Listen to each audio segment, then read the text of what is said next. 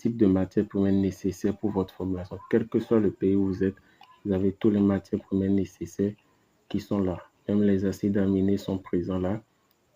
Tout et tout. De différentes gammes sont disponibles là. À côté, vous allez voir qu'il y a la partie où vous avez mentionné prix. Vous mettez les prix en fonction de votre zone.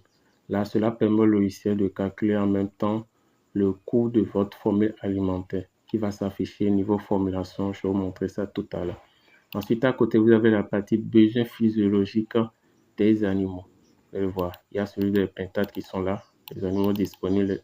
Il y a les besoins de la dinde, celui des poules pondeuses, celui des poulets de chair, celui des canards, celui des oies, celui des cailles, celui des porcs, celui du lapin et celui du poisson qui est disponible là.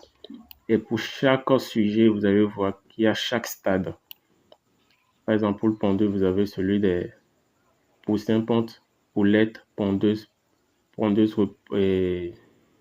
reproduction qui est là. De même pour les autres aussi, pentade, vous allez voir pentade démarrage, pentade croissance et puis pentade finition. Donc, le besoin, c'est un peu ça. Maintenant, à côté, vous avez le niveau formulation. Au niveau de la formulation, vous allez voir, en même temps que vous sélectionnez quel type de besoin du sujet vous êtes en train de faire, ou bien pour quel type d'animaux, cela va s'afficher au niveau de votre formule. Ici, on avait déjà sélectionné caille reproduction.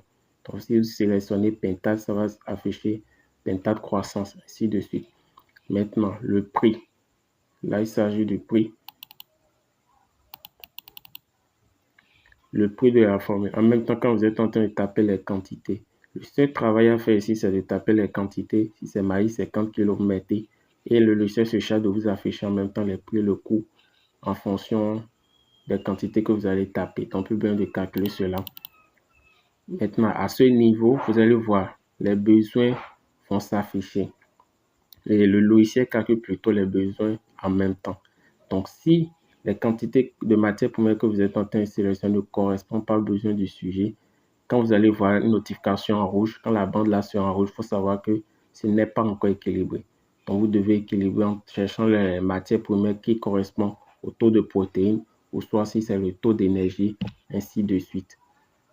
Le taux d'énergie digestive métabolique, c'est en bas. Et vous devez équilibrer votre formule avec ça. Donc, c'est un peu ça le contenu. La suite, c'est le graphique. Non, il y a encore la suite là, mais c'est les éléments les plus importants que nous avons présentés. Ok, merci et à bientôt.